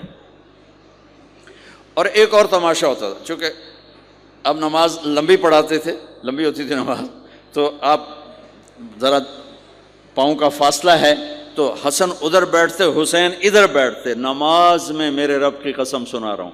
اب یہ دونوں کی آپس میں نا وہ شروع ہو جاتی، وہ ادھر وہ ادھر، پہلے حسن پار کرتے تو حسین ادھر آ جاتے، پھر حسین ادھر جاتے تو حسن یوں آ جاتے، پورے قیام میں یہ دونوں بھائی یوں یوں کرتے رہتے تھے، یوں، وہ ادھر وہ ادھر وہ ادھر وہ ادھر، سبحان اللہ، نماز ہو رہی۔ اس سے عجیب سنو، آپ نے اپنی بیٹی حضرت زینب، آپ کی بڑی بیٹی زینب، ان کی بیٹی امامہ کو ظہر یا عصر کی نماز پڑھا رہے ہیں، کہاں بٹھایا ہوا ہے؟ میں پہلے بیان کرتا ہوں، یہاں بٹھایا ہوا ہے علی یدہ، لیکن میں نے اب چند دن پہلے حدیث پڑھی، یہاں نہیں بٹھایا، یہاں نہیں بٹھایا، یہاں بٹھایا ہوا تھا، یہاں کندھے پر بٹھایا ہوا تھا، یہاں علی عاتقہ، اس کو عاتق کہتے ہیں، اور نماز پڑھا رہے تھے۔ جب آپ رکوع میں جانے لگے تو یہاں سے پکڑا اور آرام سے اس کو ساتھ بٹھایا، پھر رکوع کیا، قومہ کیا، سجدہ کیا، سجدے سے جب اٹھے تو پھر امامہ کو اٹھا کر کندھے پہ بٹھا کے پھر نماز شروع کر دی۔ 4 رکعتاں میرے نبی انج پڑھائیاں کہ نواسی یہاں بیٹھی ہوئی ہے، صرف زندگی سکھانے کے لیے، صرف زندگی سکھانے کے لیے۔ بچوں کو پیار اتنا دو کہ وہ آپ پہ قربان ہوں، ڈنڈا، سوٹا، تھپڑ، بدتمیزی، ڈانٹ ڈپٹ، یہ دوریاں پیدا کر دیتے۔ بہت چھوٹی عمر میں نے سگریٹ پینے شروع کر دیے، کچھ 7-8 سال کی عمر میں نے سگریٹ پینے شروع کر دی۔ گاؤں میں تھے تو کوئی ماحول تو تھا نہیں، تو گھر والوں کو پتہ چل گیا، تو اب مجھے سگریٹ سے روکنے کے لیے سمجھایا جا رہا ہے۔ جی کیسے سمجھایا جا رہا ہے؟ میری ماں نے میرا منہ کھولا نہیں کر کے، تو میرے ماسی نے چمٹا نپے تے وچ انگارا ہے تو این کر ٹھوکاں تیرے منہ وچ، ٹھوکاں تیرے منہ وچ۔ یہ مجھے سگریٹ سے روکا جا رہا ہے۔ جی مجھے منظر نہیں بھولتا، میری ماں نے دونوں ہاتھوں سے میرے جبڑے یوں کھینچے اور میری ماسی نے انگارا چمٹے میں ڈال کر، پاواں تیرے منہ وچ، پاواں تیرے منہ وچ، پینے کا سگریٹ؟ او میں نہیں پیندا، او میں نہیں پیندا۔ ٹھیک، باہر نکل کر میں نے پہلا کام سگریٹ سلگایا، اور میرے چھوٹے بھائی نے دیکھ لیا میری مصیبت تیر میاں، وہ مجھ سے بھی 2 سال چھوٹا، 5 سال تھا، میں 7 سال اور 5 سال، میں کہتا میری شکایت لاوے گا، میں کہا تلی میں تلی دیا، میں نے اس سگریٹ اس کے منہ میں لگایا، تو بھی پی میں بھی پینا، تاکہ یہ میری شکایت نہ لگائے۔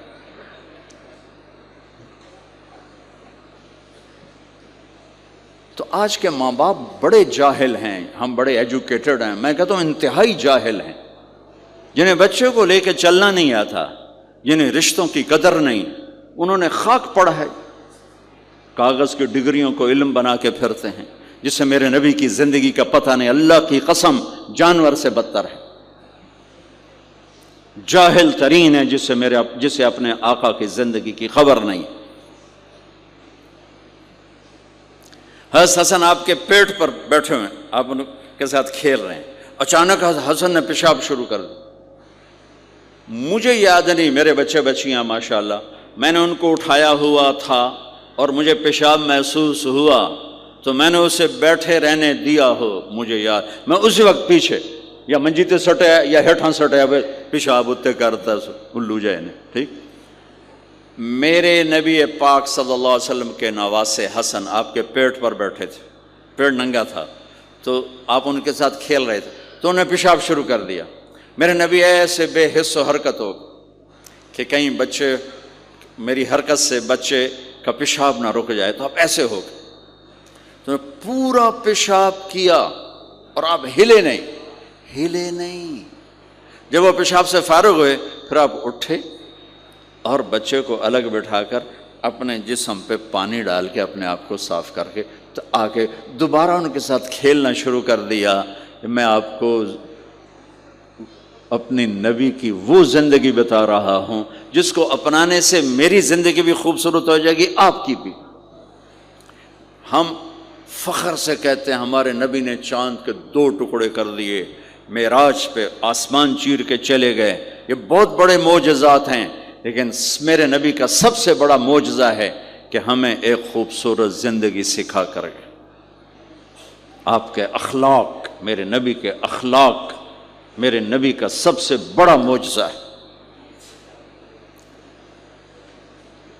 حسن کو آگے بٹھایا ہوا تھا رضی اللہ عنہ علیہم السلام، تو ان کو ایسے زبان دکھاتے، حسن کو تھا تو حسن اس کو پکڑنے کی کوشش کرتے، جو ایسے ہاتھ مارتے تو آپ زبان منہ میں کر،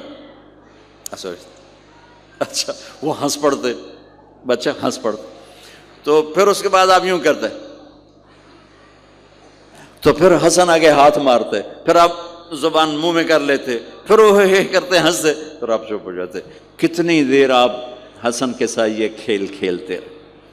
اب گلی میں گزر رہے ہیں، بچے کھیل رہے تھے، بچوں میں حسین کھیل رہے تھے، تو آپ نے کہا پکڑو بھائی حسین کو پکڑو بھائی، تو وہ آگے بھاگے، تو آپ پیچھے جان بوجھ کے جیسے ہم کرتے ہیں وجعل الصبی یلعب ہا ہونا وہا ہونا، جب وہ ادھر جاتے تو آپ آگے ہو جاتے، وہ ادھر آتے آپ ادھر ہو جاتے، پوری گلی یہ تماشا دیکھ رہی ہے، اور حسین کبھی آگے بھاگ رہے کبھی پیچھے بھاگ رہے، اور آپ جان بوجھ کے اس کو پکڑ نہیں رہے، ہاں پکڑو بھائی پکڑو بھائی پکڑو بھائی، اور وہ بڑے ہنس رہے ہیں کہ آج میرا نانا تو میں نے نپ ہی نہیں سکتا۔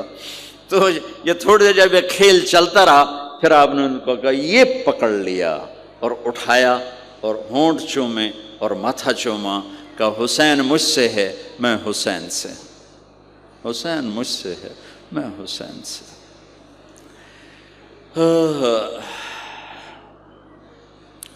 میرے بھائی بہنوں عزیزو، اسلام ہی تو خوبصورت زندگی سکھاتا ہے، وہی ہم نے بھلا دیا۔ کپڑے کیسے ہوں، ٹائی کیسی ہو، کوٹ کیسا ہو، گاڑی کیسی ہو، کھانا کیسا ہو، لباس کیسا ہو، سواری کیسی ہو، گھر کیسا ہو، ڈرائنگ روم کیسا ہو، میچنگ کیسے ہو، بھلا اس کو زندگی تھوڑا ہی کہتے ہیں۔ تو آپ سب سے کہتا ہوں کہ اپنے نبی کی زندگی اور سیرت کو پڑھیں، اس کو سیکھیں۔ یہ تبلیغ کا کام ایک عملی محنت ہے سیکھنے کی۔ ان بچوں پر محنت کر رہے ہیں کہ اللہ کرے یہ پروان چڑھیں تو ان کے اندر اللہ اس کے رسول کا پیار ہو، تو پھر یہ خود ہی چلنا شروع کریں گے۔ یہ میں نے سیرت کی چند جھلکیاں، چونکہ آپ پوری فیملیز بیٹھی ہوئی ہیں، اور فیملیز کے رشتوں میں ماں کا رشتہ، باپ کا رشتہ، بیوی کا رشتہ، خاوند کا رشتہ، اولاد کا رشتہ، یہ چند بڑے رشتے ہیں، اسی کو میں نے آپ کے سامنے پیش کر دیا ہے کہ اس کو سیکھنا پڑتا ہے، اس کے لیے اپنے ذات سے لڑنا پڑتا ہے، تب جا کر زندگی میں حسن اور کمال پیدا ہوتا ہے۔ میری بات یاد رکھیے گا، کبھی زندگی کو خوبصورتی چیزوں سے نہیں ملتی، زندگی کی خوبصورتی میرے نبی والے پیارے اخلاق کے ساتھ۔ جس کو یہ مل گئے اس کے گھر میں 14ویں کا چاند ہر وقت چمکے گا، اور نصف النہار کا سورج ہر وقت چمکے گا۔ جس کے اخلاق بگڑ گئے ان کی دن بھی رات بن جائیں گے اور رات بھی رات بن جائے گی۔ اللہ اس نسل کو آپ کی آنکھوں اور ہماری آنکھوں کی ٹھنڈک بنائے، اور ایسے ہماری اس محنت کو قبول فرمائے۔ ہم نے آن لائن بھی شروع کیا ہے تاکہ دور کے جو بچے ہیں وہ اس سے استفادہ کر سکیں، اس سے فائدہ اٹھا سکیں۔ اور اس کی ہم ایسے شاخیں نہیں بنا سکتے کہ ہم اسے کوئی کاروبار نہیں کر رہے ہیں کہ وہ شاخیں بنا دیں اور پھر اپنا پیسہ بنائیں۔ ہم ایک چیز یہاں تیار کر رہے ہیں، ہم چاہتے ہیں وہی آگے جائے، اسی کو آگے پہنچایا جائے، تو اس لیے پھر آن لائن شروع کر دیا تاکہ پوری دنیا کے بچے بغیر جڑنا چاہیں تو جڑ سکیں۔ اللہ تعالیٰ آپ کا قبول فرمائے اور ہماری اس محنت کو قبول فرمائے۔ اللہم لک الحمد کما انت اہلہ، فصلی علی محمد کما انت اہلہ، وفعل بنا ما انت اہلہ، انک اہل التقوی و اہل المغفرہ۔ ربنا هب لنا من ازواجنا وذرياتنا قرة اعين واجعلنا للمتقين اماما۔ ربنا هب لنا من ازواجنا وذرياتنا قرة اعين واجعلنا للمتقين اماما۔ میرے مالک، میرے اللہ، تو ہی ہے جو اندھیروں کو روشنیوں میں بدلتا ہے۔ تو سورج کو روک لے تو رات کا اندھیرا چھا جائے، تو رات کو روک لے یا اللہ کالی رات چھا جائے۔ میرے مالک، ہمارے دلوں پہ اندھیرے چھائے ہوئے ہیں اور ہم بے بس ہو چکے ہیں۔ پوری دنیا کا باطل ہماری عزت سے کھیل رہا ہے، ہماری جانوں سے کھیل رہا ہے، ہمارے مالوں سے کھیل رہا ہے، ہماری نسل سے کھیل رہا ہے، ہمارے ایمانوں سے کھیل رہا ہے۔ یا اللہ، ہماری بے بسی کی انتہا ہو چکی ہے۔ میرے مالک، تو ہدایت کا فیصلہ فرما دے، تو ہدایت کا سورج نکال دے۔ یا اللہ، کبھی تیری دھرتی اتنی گندی نہیں ہوئی جتنی آج گندی ہو چکی ہے، کبھی یہ گناہوں کا ابلتا ہوا گٹر ایسی نہیں بنی جیسے آج بنی ہوئی ہے۔ 6 کے 6 بر اعظم تیری نافرمانی سے بھر چکی۔ اللہ، میں تیرے رحم پر قربان جاؤں، تیرے درگزر کرنے پہ قربان جاؤں۔ تو کس طرح ہمیں ڈھیل دے رہا ہے۔ یا اللہ، تجھے تیری رحمت کا واسطہ، قوم عاد اور سمود کی بجلیوں کی کڑک والی تاریخ نہ دہرا، یونس علیہ السلام والی قوم کی تاریخ کو دہرا دے، یونس علیہ السلام والی قوم کی تاریخ کو دہرا دے، اور پوری دھرتی کو فحاشی سے پاک کر دے، آوارگی سے پاک کر دے۔ میرے مالک، ایمان بچانا ہی مشکل ہو گیا ہے، شہر گندے ہو گئے، پہاڑ گندے ہو گئے، دیہات گندے ہو گئے، تیرے پاس پہنچنا ہے ایمان کو بچا کے، اخلاق کو بچا کے، راستہ نظر نہیں آ رہا ہے، ہم اندھیری رات کے مسافر بن چکے، ہم صحراؤں میں گم قافلہ بن چکے، کالے پہاڑوں میں بھٹکے ہوئے راہی بن چکے، ہمارے راہبر بھی راہرو بن چکے ہیں۔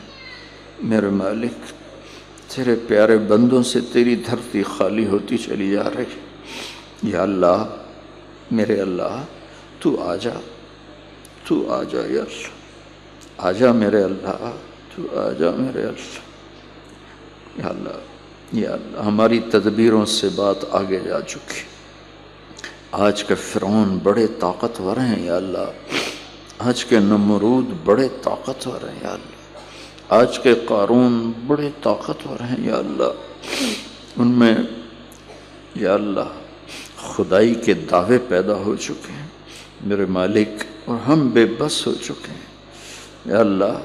جیسے ایک بوڑھا یا کمزور بچہ رونے کے سوا کچھ نہیں کر سکتا، ہمارے پاس آنسوں اور آہوں کے سوا کچھ نہیں ہے، یہ ہماری معصوم سی نسل ہے اے اللہ۔ میرے مالک، اسے شیطان ناوالا بنا رہا ہے یا اللہ، یہ فحاشی کے دریا میں بہہ گئے ہیں یا اللہ، ہم بے بس خاموش تماشائی ہیں، تو آجا یا اللہ، تو آجا میرے اللہ، تجھے بلاتے یا اللہ، ایک زمانہ گزر گیا، تو آجا میرے اللہ، اپنی دھرتی کو پاکیزگی عطا فرما، پر سنت یونس کی طرح، سنت عاد و سمود کی طرح نہیں میرے مولا، پوری دھرتی کے کالے گوروں کو ایمان دے دے، خوبصورت زندگی دے دے، پاکیزہ زندگی دے دے میرے مالک، ہماری نسل کو قرآن سے جوڑ دے، انہیں گٹار سے ہٹا کر قرآن سے جوڑ میرے مولا، یا اللہ انہیں اپنے محبوب سے جوڑ میرے اللہ، اپنے محبوب سے جوڑ نصیب فرما میرے اللہ، ہماری بے بسی ہے، ہم پر رحم فرما، کرم فرما۔ جیسے بچہ ماں سے کہتا، ماں میں تو رو رو کے تھک گیا ہوں، میری بات مان لے میرے مالک، تیری عزت کی قسم، تھک گئے، ہڈیاں بھی چور چور ہو گئی میرے اللہ، فیصلہ تو کرتا ہے، ہدایت تو تیرے ہاتھ میں، دلوں پر تو تیرا راج ہے یا اللہ، تیرے سوا کون ہے جو دل کے تالے کھولے، تیرے سوا کون ہے جو دل کے دروازے، ہماری دنیا بھی لٹی پڑی ہے، دین بھی لٹا پڑا ہے، جان پر بھی آفت ہے، مال پر بھی آفتیں ہیں، عزت آبرو ایمان پر بھی آفات ہی آفات ہیں یا اللہ۔ تیرے وہ بندے جن کی تو فعل تو فیصلے بدلتا ہے، ان سے بھی تیری دھرتی خالی ہوئی پڑی ہے، اب ہم تجھے کس کا واسطہ دیں، تجھے تیری ذات کا ہی واسطہ دیتے ہیں، تجھے تیرے محبوب کا واسطہ دیتے ہیں، ان کے مدینے کی راتوں کی دعاؤں کا واسطہ دیتے ہیں، جب سارا مدینہ سویا ہوتا تھا تیرے حبیب کی آہیں، فریادیں، چیخیں تیرے عرش کو ہلا رہی ہوتی تھی، اور وہ صرف اپنے صحابہ کے لیے نہیں مانگ رہے ہوتے تھے، وہ پوری امت کے لیے روتے تھے، تڑپتے تھے یا اللہ۔ تو نے ہی جبریل کو ان کے پاس بھیجا تھا کہ میرے محبوب کیوں رو رہے ہیں آپ، تو یا اللہ تجھے تو سب معلوم ہے، لیکن ہم اپنا دکھ سناتے ہیں، تو یا اللہ تیرے محبوب نے فرمایا تھا مجھے میری امت کا غم رلا رہا ہے، تو یا اللہ تو نے اپنے حبیب سے فرمایا تھا میں آپ کو آپ کی امت کے بارے میں خوش کر دوں گا، راضی کر دوں گا یا اللہ۔ میرے مولا میرے آقا بے بسی کی انتہا ہو چکی، تڑپتے ہوئے لاشیں، عزتیں نیلام ہیں، چور ڈاکو بادشاہ ہیں، انصاف کو بیچنے والے قانون دان ہیں، دھوکے باز تاجر ہیں۔ یا اللہ صبح ہی نہیں ہو رہی میرے اللہ، اتنی مدت گزر، دن ہی نہیں چل رہا میرے۔ یہ دن تو 10 گھنٹے کے بعد طلوع کر دیتا ہے، 8 گھنٹے کے بعد، 12 گھنٹے کے بعد نکال دیتا ہے۔ میرے اللہ یہ تیری امت کی رات کو تو 300 سال ہو گئے، کب صبح ہو گئی؟ بڑا جی چاہتا ہے مرنے سے پہلے تیرے حبیب کی امت کی صبح دیکھ لے۔ رات میں پیدا ہوئے، رات میں پروان چڑھے، رات میں ڈھلوان پہ پہنچ گئے، 2-4 گام فاصلہ رہ گیا، صبح نہیں دیکھی، باہر نہیں دیکھی۔ یا اللہ میرے مالک، میرے آقا، اپنے حبیب کی امت کی باہر دکھا دے، صبح دکھا، باطل کو ٹوٹتا دکھاتے، باطل کے نقشوں کو بکھرتا دکھاتے، انسانیت کے لیے ہدایت کا در کھلتا دکھاتے۔ عرب انسان تجھے جانتے ہی نہیں، تیرا نام ہی نہیں جانتے۔ عربوں انسان تیرا شریک ٹھہرا کے بیٹھے، کوئی پتھروں پہ گر گیا ہے، کوئی قبروں پہ گر گیا ہے، تیرے سامنے گرنے والوں سے دھرتی خالی ہو رہی ہے۔ یا اللہ مہربانی کر دے، یہ ہمارے معصوم بچے، ان کی دامن پہ کوئی گناہ نہیں ہے، ہم ان کی طفیل تیری بارگاہ میں فریاد کرتے ہیں۔ میرے مولا ہماری دنیا بھی بھلی کر دے، ہماری آخرت بھی بھلی کر دے، ہماری جسمانی بیماریاں بھی دور کر دے، روحانی بیماریاں بھی دور کر دے، پوری دنیا کو اور اس دیش کو خاص طور پر امن کا، محبت کا، پاک دامنی کا، طہارت کا کہورا۔ میرے آقا بس ہو گئی، ساز خاموش، فریاد سے معمور ہیں، ہمارے ساز خاموش ہو چکے، ہمارے ساز کی تاریں ٹوٹ چکی، ہمارے مضراب بھی میرے مولا بج بج کے تھک چکے۔ کریم اللہ مہربان، تجھے تیرے محبوب کی آہوں کا واسطہ، ان کے آنسوؤں کا واسطہ، ان کے ٹوٹے ہوئے دانتوں کا واسطہ، یا ہماری بے بسی ہمیں چارہ ساز بن، ہماری پشت پہ آ جا، ہمارا پشت پناہ بن جا، ہمارا وکیل، کفیل، حفیظ، نصیر بن جا، ہمیں ہماری نسلوں کے ساتھ عافیت، سلامتی والی زندگی دے، ایمان والی موت دے، سلامتی والی موت دے، ہسپتالوں کی موت سے بچا، موذی امراض کی موت سے بچا، سلامتی والی واپسی مقدر فرما۔ وہ دن جب تیرے سامنے آئے ہیں، ہماری زندگی کا سب سے خوبصورت دن، جب تیری بارگاہ میں پیشی ہو تو سب سے خوبصورت گھڑی ہو، تو ہمیں دیکھ کے مسکرا، ہم تجھے دیکھ کر مسکرا۔ میرے مولا دامن تو خالی ہے، پر جس سے مانگ رہے ہیں وہ بڑا سخی ہے، تیری سخاوت کو سامنے رکھ کے مانگ رہا ہوں میرے مولا، ورنہ تو سارے فقیر بیٹھے ہیں، فقیرنیاں بیٹھی ہیں، سب خالی ہاتھ ہیں، خالی دامن ہیں، دامن پہ گناہ کے دھبوں کے سوا کچھ ہے ہی نہیں، پیش کیا کریں، بے بسی پیش کر۔ مہربانی فرما دے یا اللہ، مہربانی فرما دے، جو ہم میں ایمان پہ چلے گئے ان کی قبریں روشن فرما، جو عذاب میں ہیں انہیں معاف فرما، جب ہمارا وقت آئے تو ہماری خوشی کا وقت ہو، ہماری راحت کا وقت ہو، ہماری نسلوں کی حفاظت فرما، ہماری اولادوں کی حفاظت فرما یا اللہ، ہمارے بچے بچیوں کی حفاظت فرما، ہمارے گھروں کو آباد فرما، جن گھروں میں ناچاکی ہیں ان میں محبت پیدا فرما، جن کی اولادیں نافرمان ہیں انہیں فرما بردار بنا، جن کے رشتے نہیں ہو رہے انہیں غیب سے رشتے نصیب فرما، جو تنگ دستی کا قرضوں کا شکار ہیں ان کی تنگ دستی دور فرما، قرضے دور فرما، جو ناجائز مقدموں میں پھنس گئے ان کو مقدموں سے رہائی نصیب فرما، جو آپس میں لڑے ہوئے ان میں صلح کروا، جو روٹھ گئے ان کو آپس میں منا دے، جو بچھڑ گئے انہیں آپس میں ملا دے۔